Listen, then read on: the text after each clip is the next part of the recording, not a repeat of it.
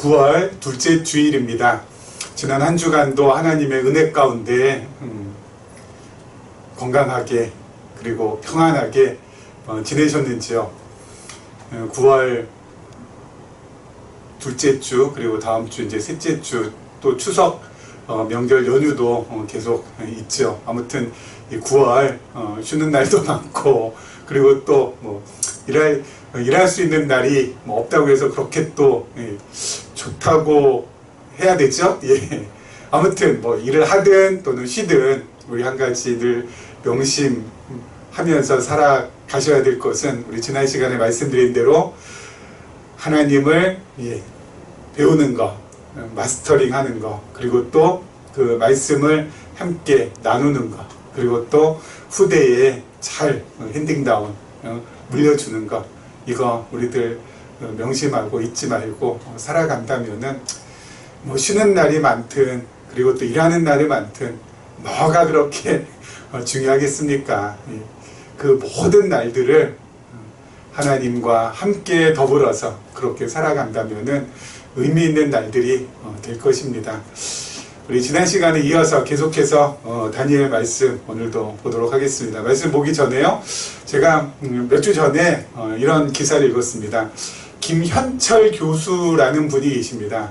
이분은 미국의 코넬 대학교 교수이자 그리고 또 아시아에서 가장 좋다라는 대학 중에 하나인 홍콩 과학기술대, 홍콩 과학기술대 맞나요? 예, 맞습니다. 홍콩 과학기술대 교수이기도 하신데요. 이분이 쓴 아티클을 제가 봤습니다.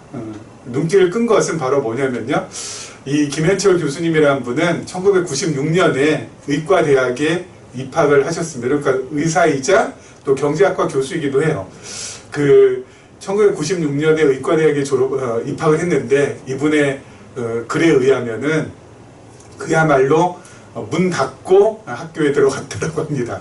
제일 꼴등으로 들어갔다고 해요. 그래서 신입생 오리엔테이션에도 참석하지 못한 상태로 바로 수업 들어갔다고 합니다. 수업을 그냥, 왜냐면은 추가 합격하셨나봐요. 아무래도 그러다 보니까 뭐 신입생 오리엔테이션이나 이런 데 참석하지 못하고 그냥 바로 그냥 학교 수업으로 들어가셨다고 합니다.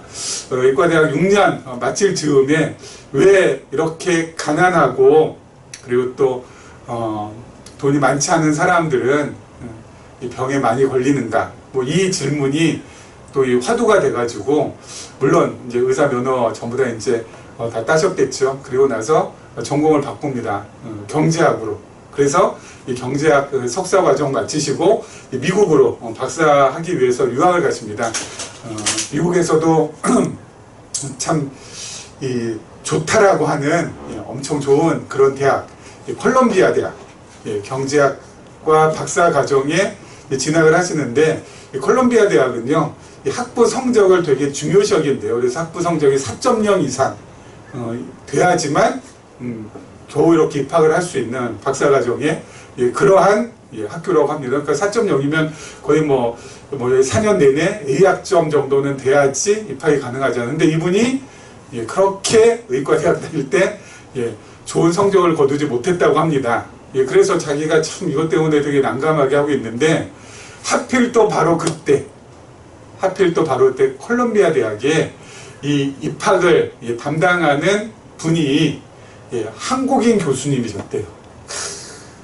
근데 이 한국인 교수님이 한국에서 의과대학에 입학한다라는 것은 정말 엄청난 경쟁률을 뚫고 입학하고, 그리고 또 의대에서도 공부한다는 것은, 이거는 의대에서 공부한다는 것은 4.0이 되지 않는다 할지라도 꽤 열심히 한 거라고 당연히 이렇게 짐작을 하셨겠죠. 한국 사람이라면 다 그렇지 않습니까? 야, 의대에 갔다 그러면 야, 저 사람 일단은 어때요? 실력은 기본으로 깔아주고, 또 의과대학 공부했다 하면은 뭐 그 정도는 뭐 정말 꽤 잘했다라고 이렇게 우리도 이렇게 봐주는 것이 있지 않습니까? 그래서 이 한국인 그 교수님이 입학 사정을 이제 담당하셨는데, 그분도 그래서 자신을 아마 합격시켜 주신 것이 아닌가 그렇게 생각을 했다고 합니다. 그래서 콜롬비아 대학도 정말 그렇게 해서 박사과정 들어갔고요. 그리고 박사과정 끝날 때도 그럼 이렇게 여러 가지 시험을 보는데 이분이 뭐 그렇게 또 열심히 또 공부를 했음에도 불구하고 또 유학 생활이고 해가지고 뭐 정말 천신만고 끝에 이제 박사과정을 이제 마치고 학위를 받았다고 합니다. 그리고 나서 코넬 대학의 경제학과 교수로 이제 지원을 하게 됩니다. 그런데 코넬 대학 경제학과 교수로 지원하는데 마침 또 참 이분은 진짜 대단한 분이에요. 마침 그 코넬 대학에 수백 명이 지원을 했는데 그 중에서 4명이 뽑혀서 면접을 이제 하고 압박 면접이겠죠. 그래서 이분 그 글에 보면 막 뭐 숙소에 돌아와서 토도하고 왔다고 했는데 엄청난 스트레스 때문에. 근데 마침 거기에 그 코넬 대학에 콜롬비아 대학에서 자신의 지도 교수가 초빙 교수로 와서 있었다고 합니다. 그래서 이분이 자신을 적극적으로 교수 임명에 대해서 강력하게 추천을 해주셨대요.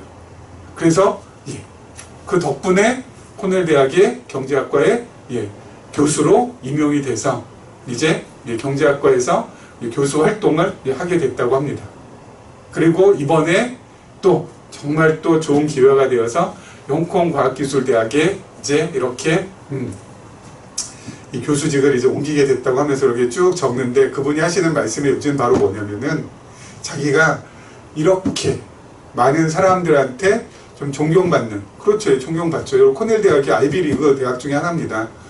콜롬비아 대학도 되게 유수한 대학이죠. 뉴욕에 있는 참 좋은 대학이잖아요. 그리고 또 한국에서도 의과대학이 나왔으면은 꽤 잘한 거 아니겠습니까? 근데 이분이 하는 말이 바로 뭐냐면은 자신이 여기까지 오게 된 것은 자신의 노력이나 실력이 아닌 운이 좋았을 뿐이라고. 의과대학 입학한 것도 운이 좋아서. 누군가 앞사람이 나갔으니까 거기 그 의대에 등록하지 않고 빠져줬으니까 자기가 추가 합격했을 것이고, 그리고 또 이 콜롬비아 대학도 어때요? 만약 한국이 입학사정관 그분이 아니었다면은, 그분이 아니라 다 외국인이었다면 자신은 어때요? 탈락했을 거예요. 근데 운이 좋게 한국인이 입학사정을 하셔가지고 자신이 입학하게 된 거고, 그리고 코넬 대학 거기도 우연찮게 어때요?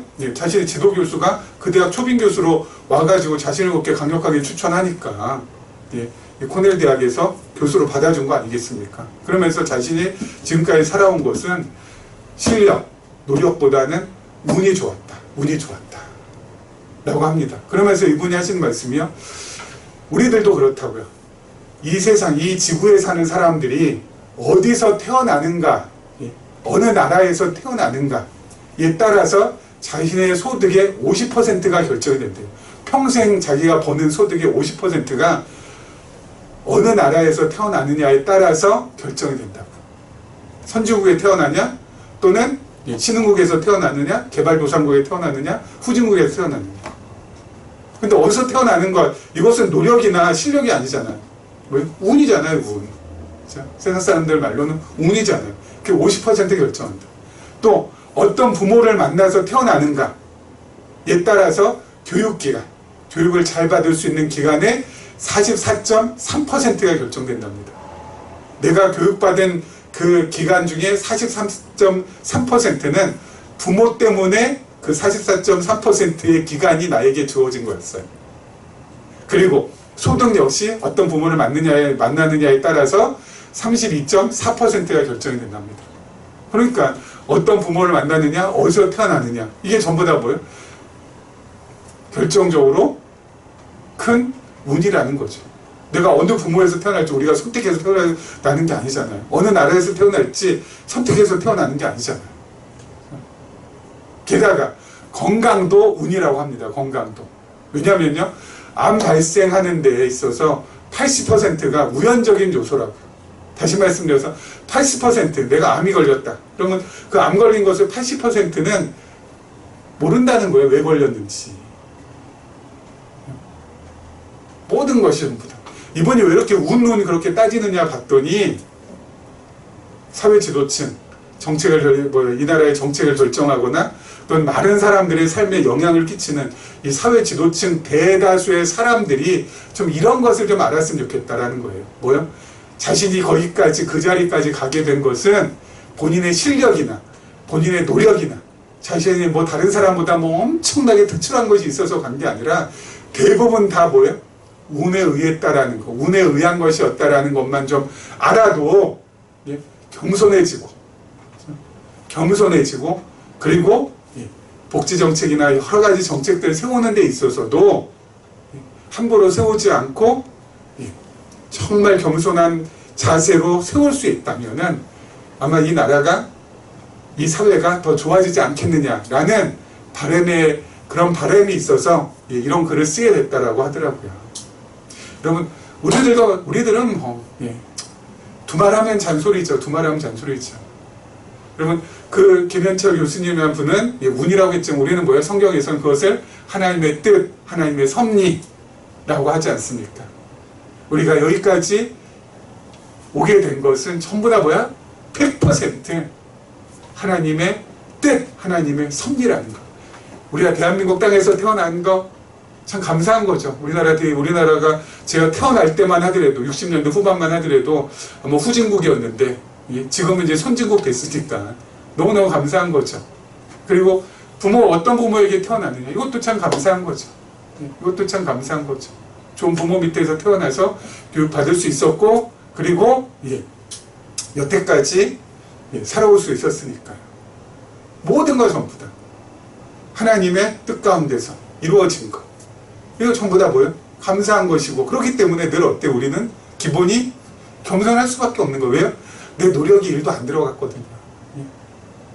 솔직히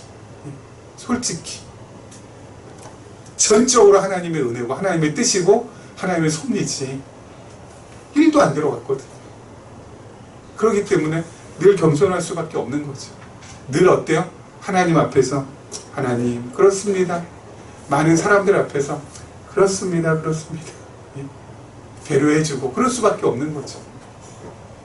자, 그런데 오늘 본문에 나오는 이 벨사살, 드디어 이 벨사살 왕은 그렇지 않은 것 같습니다.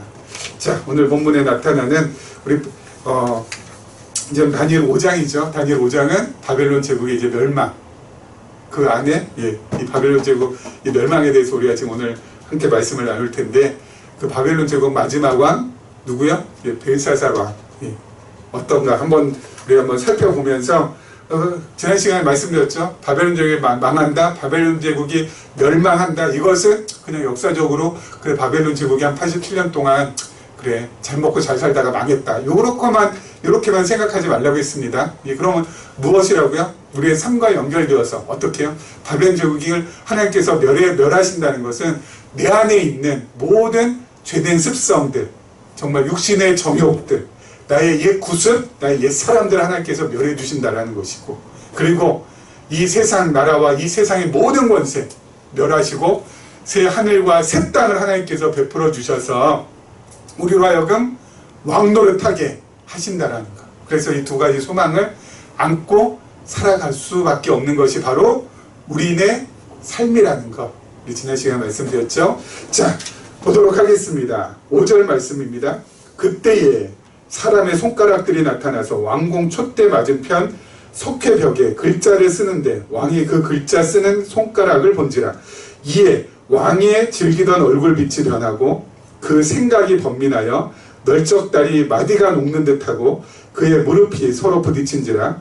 왕이 크게 소리질러 술객과 갈대아 술사와 점쟁이를 불러오게 하고 바벨론의 지혜자들에게 말하되, 누구를 막론하고 이 글자를 읽고 그 해석을 내게 보이면 자주색 옷을 입히고 금사슬을 그의 목에 걸어주리니 그를 나라의 셋째 통치자로 삼으리라 하니라.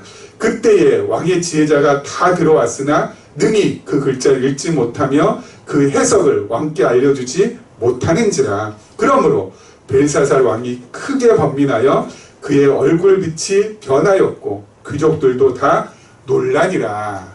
아멘. 자, 우리 지난 시간에 지금 벨사살 왕이 귀족 1000명 모아놓고 부어라 마셔라 놀자 즐기자 지금 하고 있다고 했죠. 바로 그때 손가락 하나가 나타나서, 그럼 이거 얼마나 겁나고 무섭습니까? 손가락들이 나타나서 이 벽에다가 막 글자를 막 지금 적고 있습니다. 그러니까 어때요? 다 놀랄 거 아닙니까, 여러분? 그렇죠? 갑자기 손가락이 나타나서 뭐 희한한 글자를 막 적어 놓으니까. 그렇죠? 자,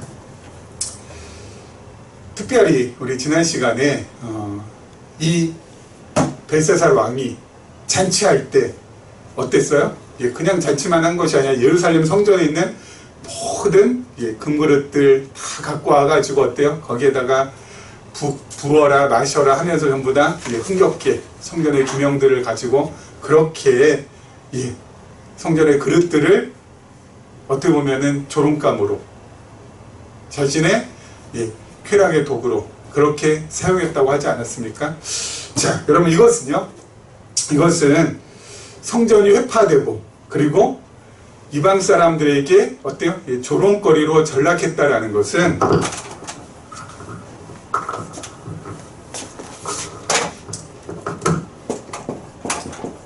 성전과 그 안에 있는 모든 기명들이 회파가 되고 그 모든 것들이 어때요? 놀림감, 조롱감이 됐다는 것.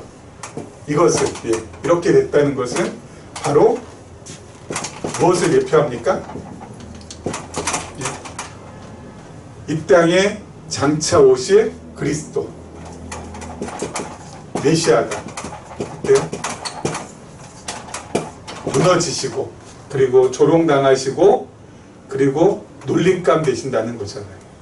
그렇죠? 구약의 성전이 무너지고 그리고 이방 사람들에게 놀림감 되고 그리고 조롱감이 됐다는 것은 그리스도 메시아도 이 땅에 오셔서 뭐예요? 무너지시고 조롱감 그리고 많은 사람들에게 희롱당하시고 바로 그것을 예표하는 거죠. 왜요? 그리스도 메시아가 성전이시니까.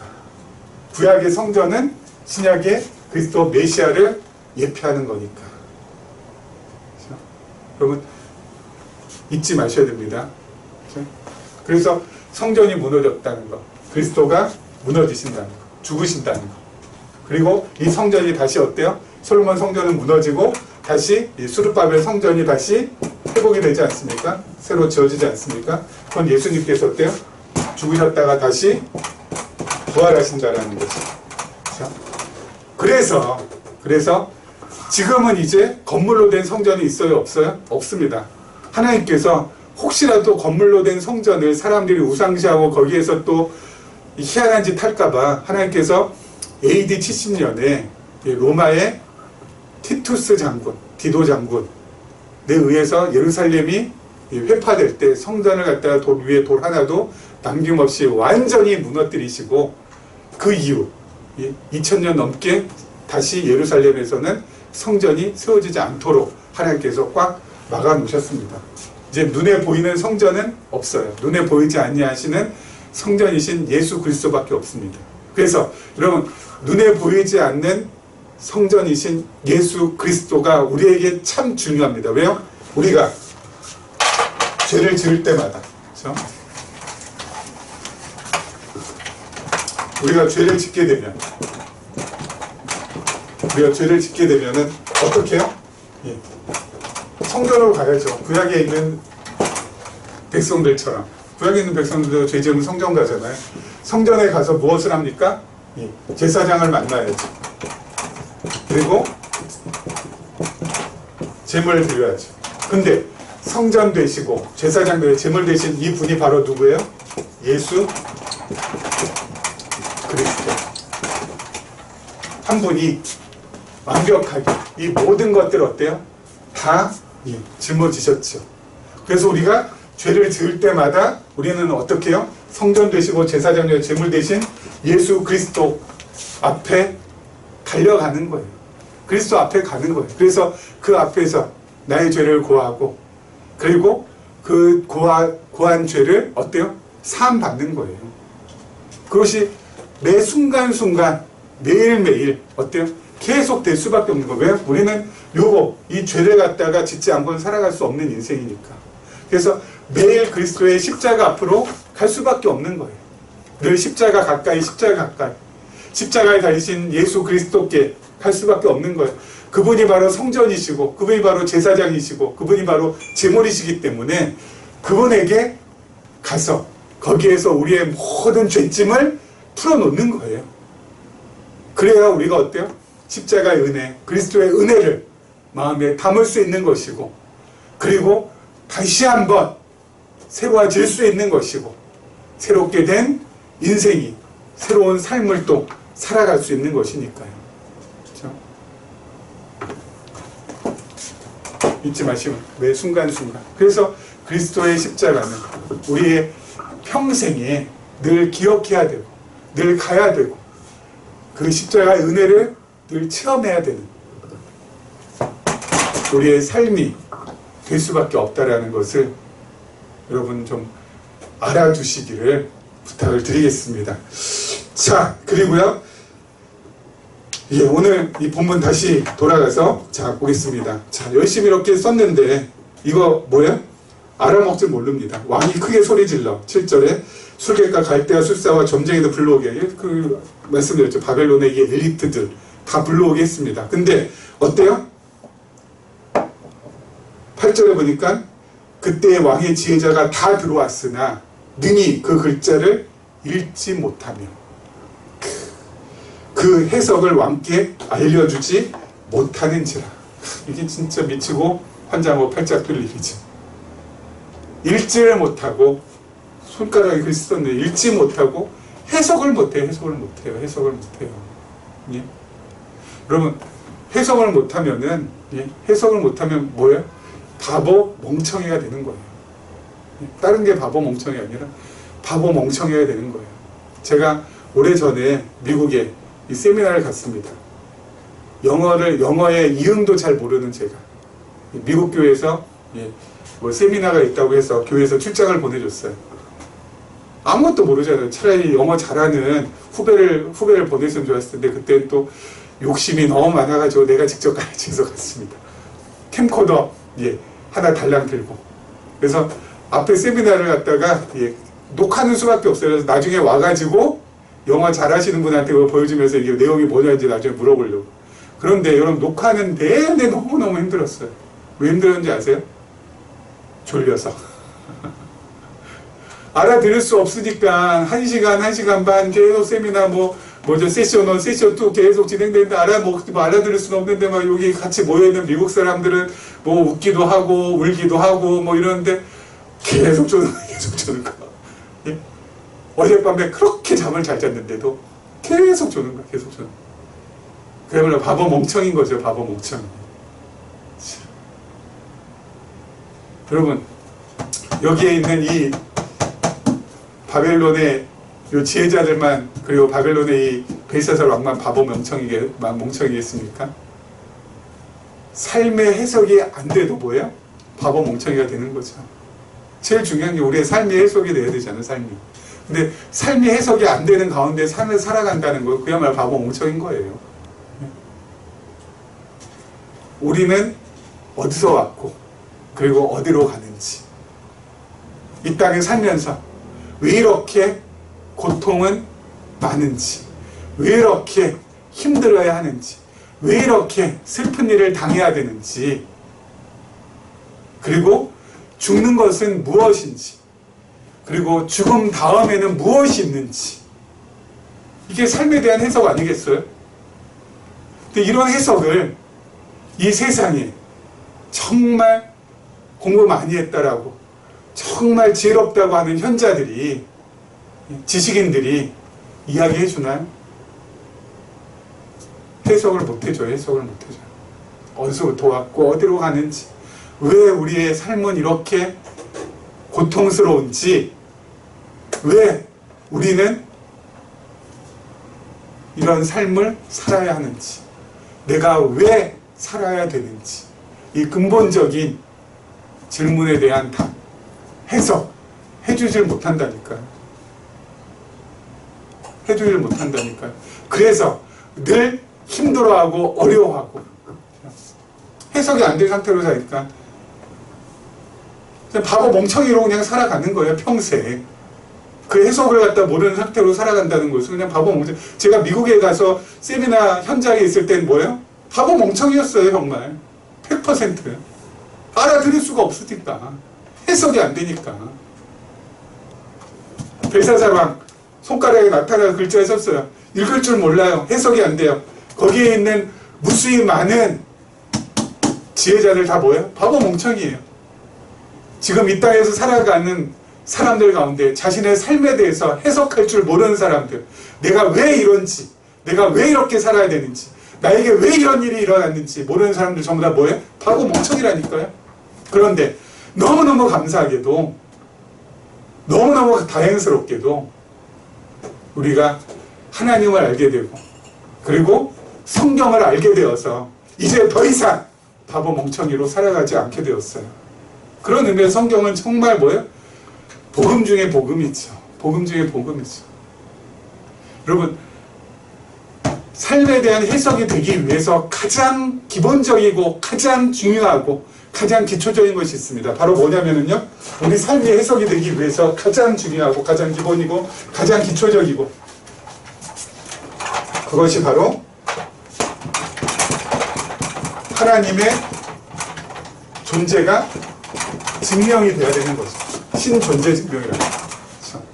근데 우리는 계시적인 관점에서 너무너무 감사하게도 언약과 성취라는 그 구도 속에서 정말 하나님이 살아계시구나, 정말 하나님께서 존재하는 분이 맞구나, 하나님의 존재가 성경을 통해서 우리는 어때요? 증명받았잖아요. 그래서 성경을 통해서 하나님의 존재를 확인받았잖아요. 여러분, 이것 하나님의 존재를 확인받는 것, 그래서 내가 정말 하나님이 살아계시다라는 것, 그냥 세뇌당해서가 아니고 그냥 무조건 모두 의식화 교육을 시켜서 그런 것이 아니고 정말 나의 지와 정과 의, 나의 인격으로 하나님의 존재를 알게 된다면은 여러분, 여기서부터 어때요? 내 삶의 해석은 일사천리로 풀려져요. 내 삶에 대한 해석은 하나님의 존재가 증명이 될 때 이게 일사천리로 해석이 된다니까요. 내가 어디서부터 왔으면, 나는 어때요? 영원 안에서 왔잖아. 영원 전에 왔잖아. 그렇죠? 영원 안에서 이 땅에 태어나서 하나님께서 정하신 기간, 정한 기간, 내가 태어나서 이 세상 뜰 때까지 하나님께서 딱 정해놓으셨잖아요. 정한 기간 동안 딱 살도록. 왜 하나님께 살도록 했을까요? 하나님을 찬송케 하기 위해서. 하나님 찬송하기 위해서. 하나님 찬송하기 위해서는 하나님 찬송하기 위해서는 뭘 해야 돼요? 하나님에 대해서 우리가 알아야죠. 하나님 알아야 하나님 찬송할 거 아니겠습니까? 하나님도 모르는데 어떻게 사냐. 그래서 하나님을 알고 하나님 배우고 그런 삶을 살면서 하나님 찬송케 하기 위해서 하나님께서 이 땅에 우리를 잠시 어때요? 보내주셨고, 여기 끝나면 어디로 가요? 또 다른 영원한 나라. 그렇죠? 영원으로 왔다가, 영원에서 왔다가 우리 영원으로 간다. 그렇죠? 하나님의 존재가 증명이 되면은 삶의 해석은 그야말로 일사천리로 풀리게 돼요. 많은 학자들, 지식인들 몰라요. 왜 어디서 왔는지, 왜 살아야 되는지, 왜 죽는지, 죽은 다음엔 어떻게 되는지 전혀 모르죠. 근데 우리들은 어때요? 이게 해석이 되잖아요. 해석이 되잖아요. 그렇죠? 해석이 안 되니까 늘 답답한 거예요. 해석이 안 되니까 그냥 여기가 전부라고 여기고, 여기에서 그냥 자신의 모든 지대, 자신의 그냥 모든 것들 전부 다 바치는 거예요. 아둥바둥 늘 말씀드렸잖아요. 안달복달, 안절부절 하면서 그저 이겨먹으려고 난 비난하고 짓밟고 그러면서 어때요? 자신의 속 썩어 들어가는 것도 모르고 그러다가 맞춰지는 것이 대부분의 인생 아니겠습니까? 우리는 그게 아니라는 거죠. 하나님 배우고 하나님 찬송하고 좀 더 여유 있게, 좀 더 넉넉하게, 그렇죠? 서로를 돌아볼 줄 아는 여유를 가지면서 그렇게 살아가는 거예요. 자, 그 다음 절 이제 마지막 요거 하고 마무리하겠습니다. 왕비가 왕과 그 귀족들의 말로 말미암아 잔치하는 궁에 들어갔더니 마침 이제 왕비가 들어왔습니다. 이에 말하여 이르되 왕이여 만수무강하옵소서. 왕의 생각을 번민하게 하지 말며 얼굴빛을 변할 것도 아니니이다. 왕의 나라에 거룩한 신들의 영이 있는 사람이 있으니 곧 왕의 부친 때에 있던 자로서 명철과 총명과 지혜가 신들의 지혜와 같은 자니이다. 왕의 부친 느부갓네살 왕이 그를 세워 박수와 술객과 갈대와 술사와 점쟁이의 어른을 삼으셨으니 왕이 벨드사살이라 이름하는 이 다니엘은 마음이 민첩하고 지식과 총명이 있어 능히 꿈을 해석하며 은밀한 말을 밝히며 의문을 풀 수 있었나이다. 이제 다니엘을 부르소서. 그리하시면 그가 그 해석을 알려드리리이다 하니라. 참 그나마 왕비가 있어서 참 다행이죠. 다니엘 부르라는 겁니다. 다니엘. 예. 해석 못하는데 다니엘은 느부갓네살 왕 쪽에 이 사람 정말 대단한 사람이어서 모든 지혜자의 어른으로 삼았으니까 부르라는 거예요. 다니엘은 누구라고요? 선지자. 선지자라고 했습니다. 그리고 선지자는 선자는 무슨 선자예요? 앞설 선자. 지는 알지자. 사람 자체. 먼저 아는 사람. 하늘의 뜻을 먼저 아는 사람. 그때는 다니엘이 선지자니까 하늘의 뜻을 먼저 알 수 있죠. 지금은요? 지금은 선지자 없다고 했습니까? 왜요? 선지자는 그리스도에 대한 예표라고. 지금도 선지자가 있으면은 그리스도에 대한 예표인데 그리스도께서 아직 안 오신 것이 되잖아요. 그러니까 말이 안 되는 거죠. 지금은 선지자 없어요. 먼저 아는 사람 없어요. 여러분, 먼저 아는 사람 없어요. 만약에 이 세상 미래를 갖다 예측한다. 미래에 대해서 뭔가 한다. 그래서 정말 무슨 용하다. 점을 친다 해서 미래를 잘 딱딱 맞춘다. 그러면 여러분, 이 사람은 하나님의 영을 받은 사람이 아니라 적그리스도라고 제가 했습니다. 그렇죠? 악한 영을 힘입어서 그렇게 하는 사람은 있을지언정 하나님의 영은 어때요? 미리 이제는 그렇게 예측 안 합니다. 왜요? 성경 다 완성이 됐는데 더 이상 미리 예측할 게 뭐가 있어요? 하나님 한 분만으로, 하나님 한 분 깊이 알면 됐지.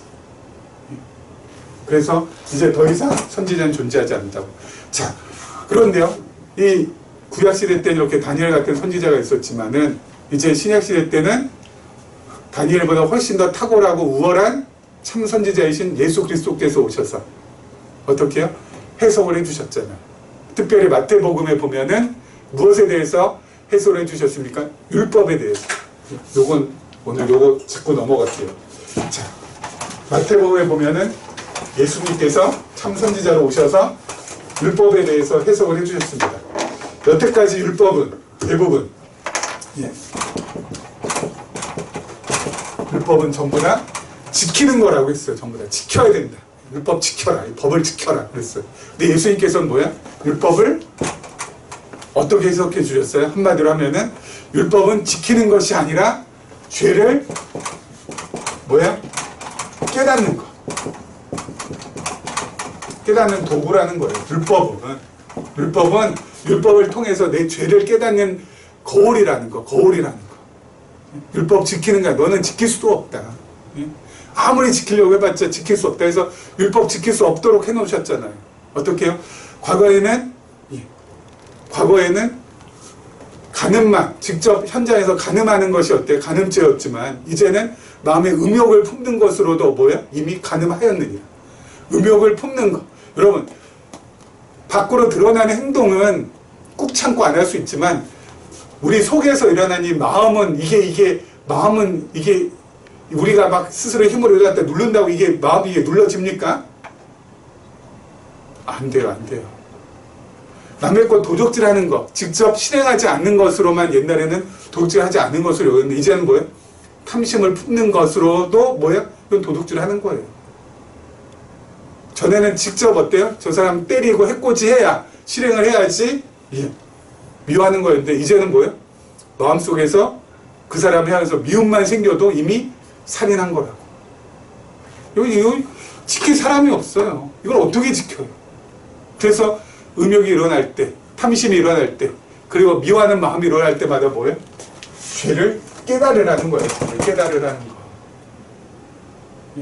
죄를 깨달으면 어떡하라는 거예요? 죄를 깨달으면 나는 죄인이로서이다 하고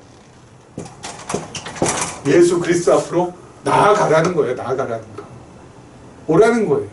그럼 예수님께서 어떻게 해주신다고요? 그리고 마태복음 11장에 보니까 뭐라고 되어 있습니까? 우리가 너무나도 잘 아는 말씀, 수고하고 무거운 짐진 자들아 다 내게로 오라. 내가 너희를 쉬게 하리라.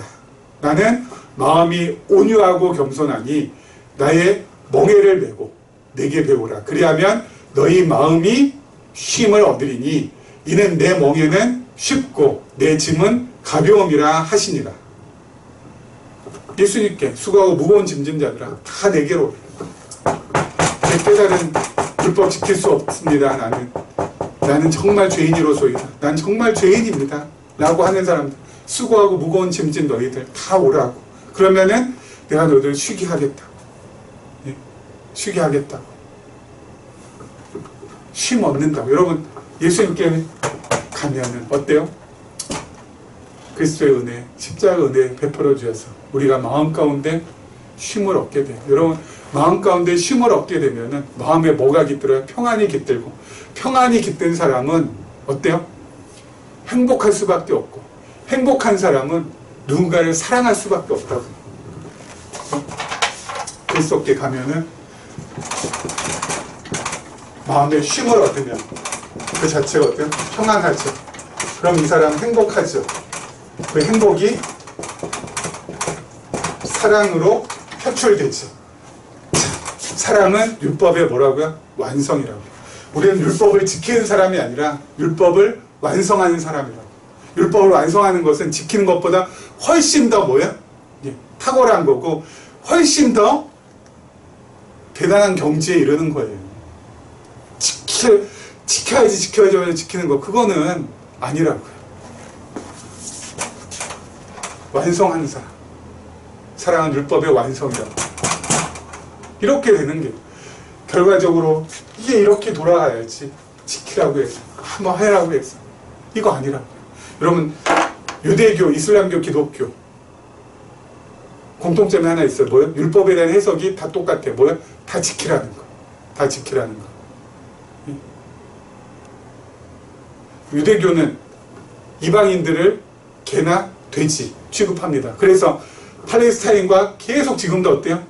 갈등, 분쟁. 사람같이 취급하지 말라는 거예요. 그럼 사람처럼 취급하지 않으려니까 어때요? 계속 몰아붙여야 되는 거잖아요. 죽여야 되는 거고. 말이 안 되는 거죠. 이슬람도 마찬가지 아닙니까? 뭐야? 여인들 그렇게 어때요? 핍박하잖아요.